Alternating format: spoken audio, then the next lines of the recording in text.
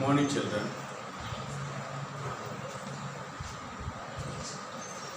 Today, I will can go for the heat chapter of the 10th class.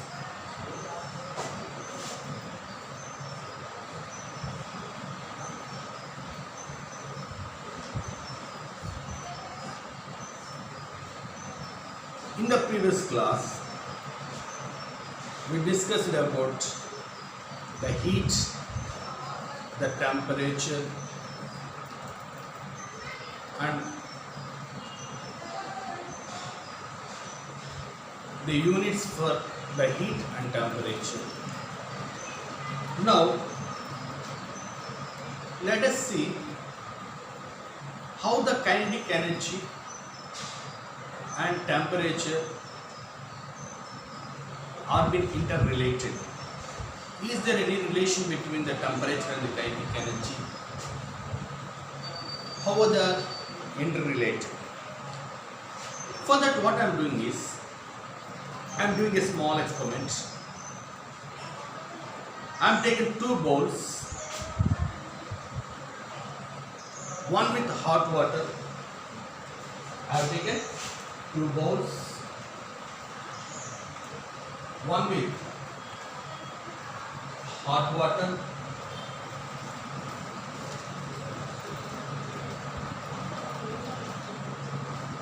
another bowl with cold water.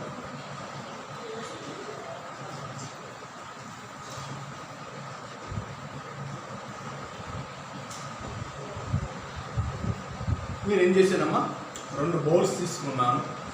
ఒక bowl ఏమో hot వాటర్తో mix చేశాను, hot water తీసుకున్నాను. ఇంకో బౌల్లోనేమో cold water తీసుకున్నాను. తీసుకుని మీ అందరికీ తెలుసు ఫుడ్ కలర్ అంటాము. ఆ ఫుడ్ కలర్ అనేది ఏంటంటే, ఆ ఫుడ్ని ఏదైనా కొంచెం కలర్ పెంచడానికి వాడుతూ ఉంటారు.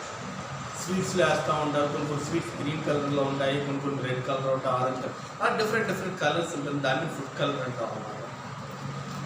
ఆ ఫుడ్ కలర్ దొరకకపోతే you can use the potassium permanganate also. ఈ coming to the potassium permanganate, the formula of potassium permanganate is KMnO4.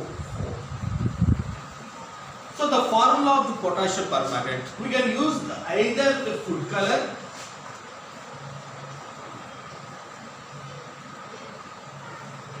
or the potassium permanganate. మీ ఇష్టం, రెండింటిలో ఫుడ్ కలర్ అన్నా వాడండి, లేకపోతే పొటాషియం పర్మాంగనేట్ వాడండి. ఇప్పుడు ఏం చేస్తారంటే, on the surface of the water just sprinkle that ఆ ఫుడ్ కలర్ని 1 or 2 drops, 1 drop వేయండి. దీని సర్ఫేస్ మీద 1 డ్రాప్ వేయండి, దీని సర్ఫేస్ మీద 1 డ్రాప్ వేయండి.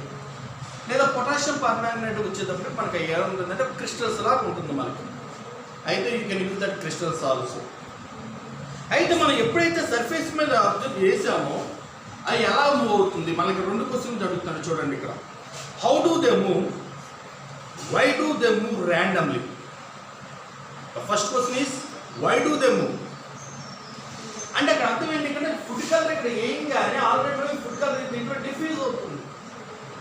ఎలా అవుతుందమ్మా ఒకసారి మీరు చూసే ఉంటారు. ఏదైనా ఒకటి ఏం కానీ దాని నుంచి కింద నుంచి బబుల్స్ లాంటివి లేకపోతే ఏదో వస్తూ ఉంటాయి మనకి, లేకపోతే స్పీడ్గా మూవ్ అవుతూ ఉంటుంది. అది వల్ల ఎందువల్ల అంటున్నాడు అనమాట. అలాగే ఎప్పుడైతే ఫుడ్ కలర్లో పొటాషియం పర్మాంగనేట్ కనుక ఎప్పుడైతే దాని సర్ఫేస్ మీద వేసామో అక్కడ ఏమవుతుందంటే సమ్ జిజిల్ అనేది జరుగుతుంది. ఆ jiggle means that move randomly. The word jiggle, ఆ జిజిల్ యొక్క మీనింగ్ ఏంటంటేనమ్మా, దే మూవ్ ర్యాండమ్లీ.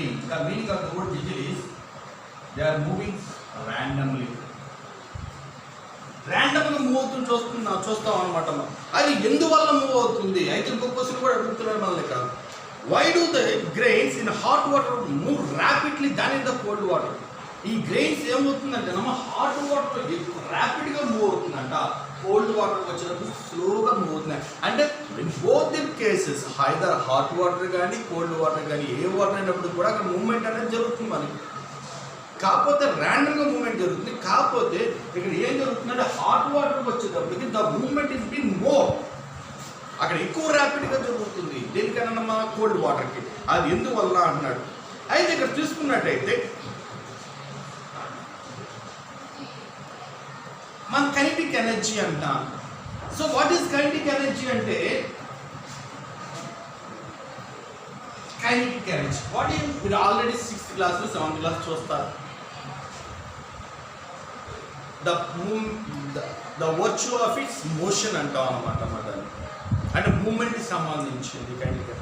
అయితే ఇక్కడ ఎప్పుడైతే హాట్ వాటర్లో ఎక్కువగా మనకి ర్యాండమ్గా మూవ్ అవుతుంది అంటే దాని అర్థం ఏంటంటే the hot water is having the more kinetic energy than when compared to the cold water. Cold వాటర్తో పోల్చుకుంటే హాట్ వాటర్ యొక్క కైనెటిక్ ఎనర్జీ ఏమవుతుందంటామా ఎక్కువగా ఉందన్నమాట. అందువల్లనే ఏమవుతుందంటే అక్కడ వాటర్ డిఫరెంట్ అయినప్పుడు అక్కడ వాటర్లో ఉన్నటువంటి speed of the particles different అయ్యింది అనమాట. ఎందుకంటే ఇక్కడ ఏమవుతుందంటే ఎక్కడైతే ఉన్నాయో ఇక్కడ మూవ్మెంట్ జరుగుతుందంటే ఇక్కడ వాటర్లో ఉన్న మాలిక్యూల్స్ కూడా పార్టిసిపేట్ చేస్తున్నాయి. అయితే ఇక్కడ వాటర్ యొక్క మూమెంట్స్ వాటర్ యొక్క పార్టికల్స్ ఏదైతే ఉన్నాయో ఆ పార్టికల్స్ యొక్క మూమెంట్ ఎలా ఉంటుందంటే హాట్ వాటర్ కొంచెం ఎక్కువగా ఉంటుంది దేనికన్నా కోల్డ్ వాటర్ కన్నా. బికాస్ ఆ మూమెంట్ ఎప్పుడైతే ఎక్కువగా ఉందో ఆటోమేటిక్గా హాట్ వాటర్కి కైనెటిక్ ఎనర్జీ కూడా ఏముంటుందంటమా ఎక్కువగా ఉంటుంది. So what we can conclude is the average kinetic energy of water of the molecules or particles of the hot body is more than the particles of the colder body. అందువల్ల ఏంటంటామంటే ఈ temperature of the body అనేది ఎలా ఉంటుందంటే ఈ kinetic energy టెంపరేచర్కి మధ్య relationship ఏంటంటేనమ్మా ఈ temperature అనేది kinetic ఎనర్జీకి డైరెక్ట్లీ ప్రపోర్షనల్గా ఉంటుంది. ఈ డైరెక్ట్లీ ప్రపోర్షనాలిటీ అంటే అర్థం ఏంటంటే ఎప్పుడైతే టెంపరేచర్ పెరిగిందో ఆటోమేటిక్గా కైనెటిక్ ఎనర్జీ కూడా పెరుగుతుంది. ఎప్పుడైతే టెంపరేచర్ తగ్గిందో ఆటోమేటిక్గా కైనెటిక్ ఎనర్జీ కూడా మనకి తగ్గుతూ ఉంటుంది అన్నమాట. So what is that is the relation between the kinetic energy and the temperature is directly proportionality. అందువలన హాట్ వాటర్కి వచ్చేటప్పటికి ఏమవుతుందంటే ఈ కైనెటిక్ ఎనర్జీ ఎక్కువగా ఉంటుంది, కోల్డ్ వాటర్కి వచ్చే కైనెటిక్ ఎనర్జీ తక్కువగా ఉంటుంది. Because of that, we can see the particles in the hot water move rapidly than in the cold water. So here, by that, you can see the relation about the temperature and the kinetic energy. Take a water. Now, let us do one more activity. That is activity number 4 in the textbook. What I am doing is, I am taking a water container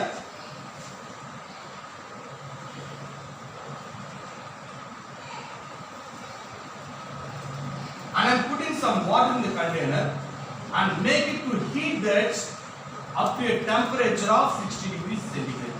అంటే ఒక baker తీసుకున్నాను, ఆ బేకర్లో ఉన్న వాటర్ని ఎంతవరకు heat చేశానమ్మా నేను 60 degrees centigrade దాకా heat చేశాను. ఇప్పుడు నేనేం చేస్తున్నాను, ఒక సిలిండ్రికల్ ట్రాన్స్పరెంట్ గ్లాస్ జార్ ఒకటి తీసుకున్నా. చూడమ్మా, దిస్ ఈస్ ద సిలిండ్రికల్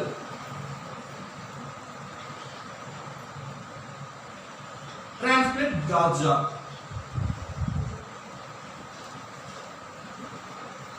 ఒక సిలిండ్రికల్ ట్రాన్స్పరెంట్ గ్లాస్ జార్ తీసుకున్నాను. తీసుకుని ఇప్పుడు ఏం చేస్తున్నానంటే ఏదైతే ఈ హాట్ వాటర్ తీసుకున్నానో ఆ హాట్ వాటర్ని half of the cylindrical tank నేను ఏం చేశానమ్మా ఆ హాట్ వాటర్తో ఫిల్ చేశాను.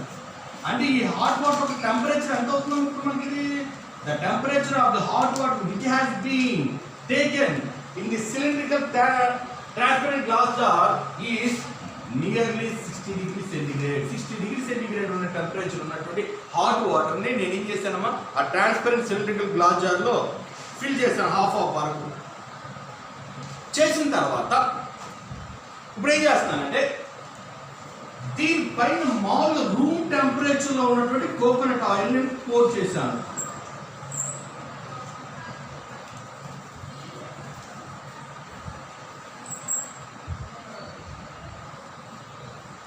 చాలా జాగ్రత్తగా రండి. హాఫ్ ఆఫ్ ది ట్రాన్స్పరెంట్ దాన్నేమో 60 degrees టెంపరేచర్ ఉన్నటువంటి హాట్ వాటర్ని పోసాను. హాట్ వాటర్ పైన ఏం చేశానమ్మా, నార్మల్గా ఉన్నటువంటి coconut oil, normal room temperature ఉన్నటువంటి కోకోనట్ ఆయిల్ వేసాను. చాలా జాగ్రత్తగా చూడండి, కోకోనట్ పోసేటప్పుడు చాలా జెంట్లీగా పోయారు. ఈ కోకోనట్ ఆయిల్ వచ్చి ఆయిల్ వచ్చి వాటర్లో మిక్స్ అవ్వకుండా పోయారు. అంటే ఏమవుతుందంటే కిందేమో వాటర్ ఉంటుంది, పైన కోకోనట్ ఆయిల్ ఉంటుంది. ఇప్పుడు ఏం చేస్తానంటే దీనిపైన ఒక 2 హోల్డ్ ఒక లిడ్ తీసుకుని ఆ లిడ్ పెట్టారు. ఆ లిడ్ పెట్టిన తర్వాత ఇక్కడ పైన లిడ్ పెట్టామా, ఆ లిడ్కి ఏం చేశానంటే 2 హోల్స్ ఉన్న లిడ్ తీసుకున్నాను. ఒక దాంట్లో నేను థర్మోమీటర్ పెట్టాను. నేను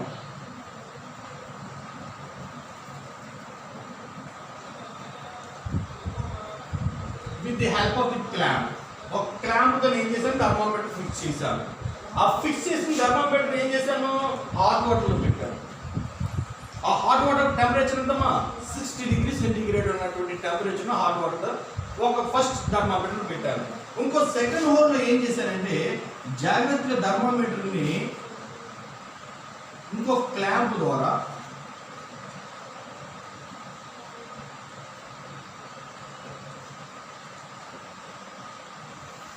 ఆ ఆయిల్ డిప్ చేశాను.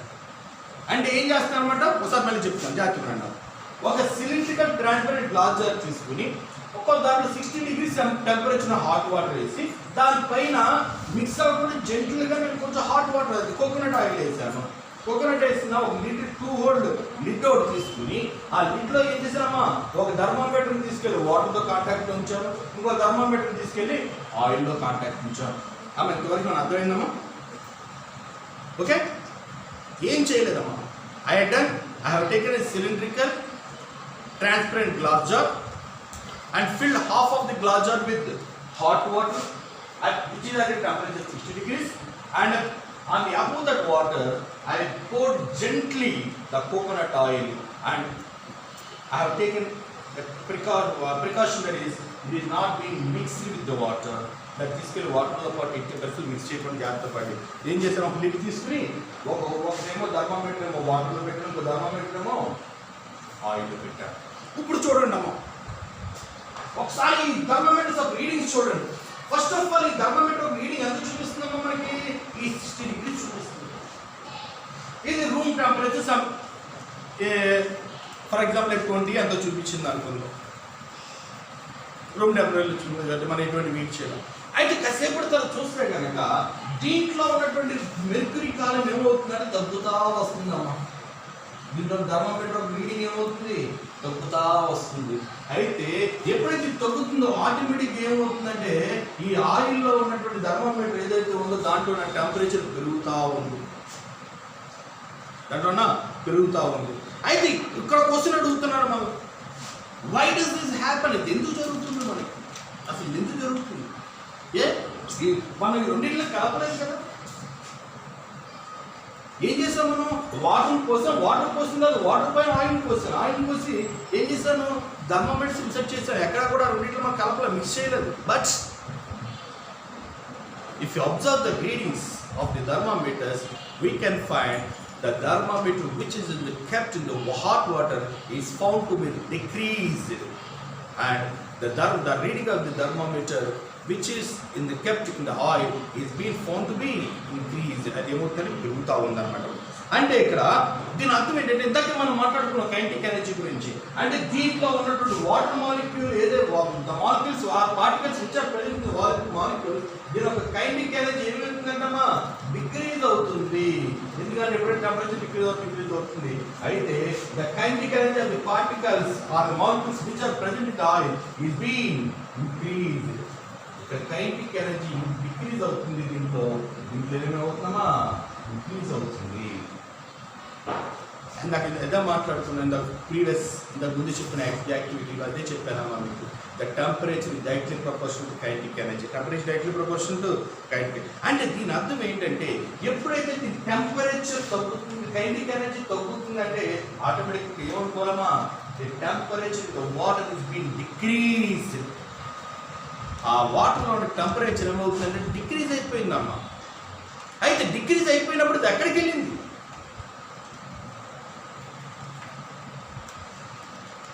అలాగే ఎప్పుడు ఇది కైనెటిక్ ఎనర్జీ పెరిగిందో ఆటోమేటిక్గా the temperature of the oil is been increase. అంటే వాటర్లో ఉన్నటువంటి టెంపరేచర్ తగ్గింది, ఆయిల్లో ఉన్న టెంపరేచర్ ఏమైందమ్మా పెరిగింది అనమాట.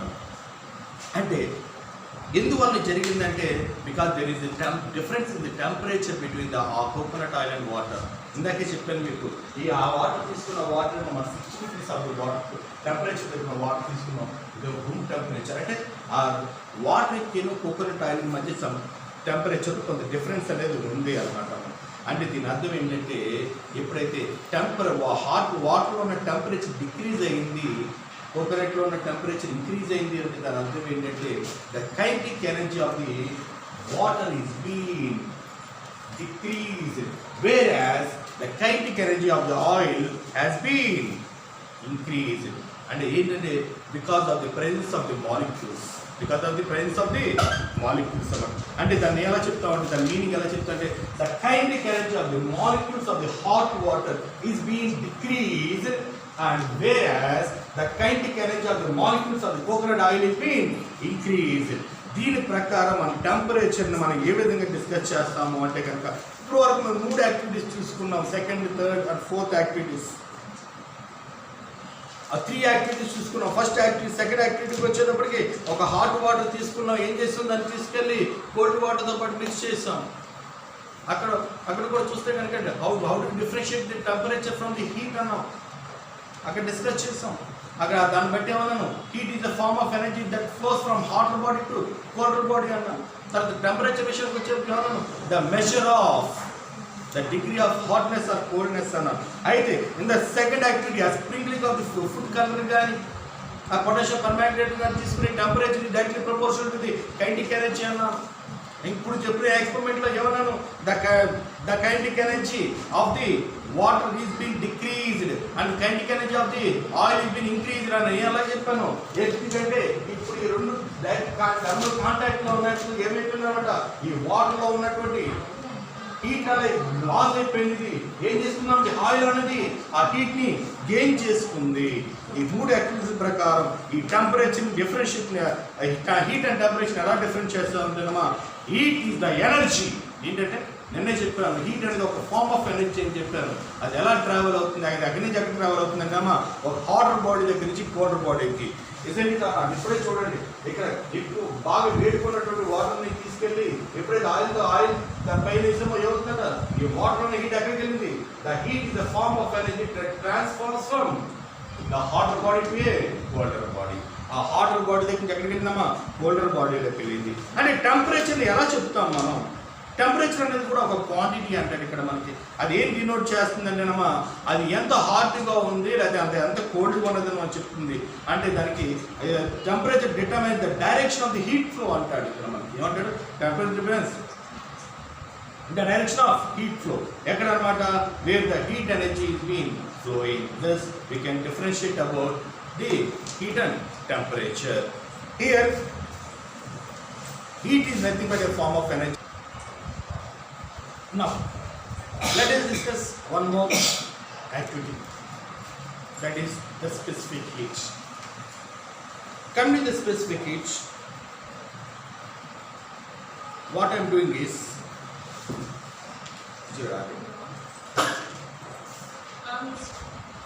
okay, from the above 3 activities, then second activity, third activity and fourth activity, we learn that how can we define the heat and temperature, or how can we differentiate the heat and temperature each other. So please go through the topics for today which has been explained. But tomorrow I would like to give about a new topic, that is the specific heat. And so please go after the topics which has been discussed today, that is the temperature and kinetic energy, how they are interrelated with each other. Coming to the temperature and kinetic energy, they are being directly proportional to each other. Based on that, we have done one more experiment in this class only, that is about the flow of heat energy from the hot water to the coconut water which has been taken at the room temperature. So please go for that and please go through the definitions and have a nice day. Thank you.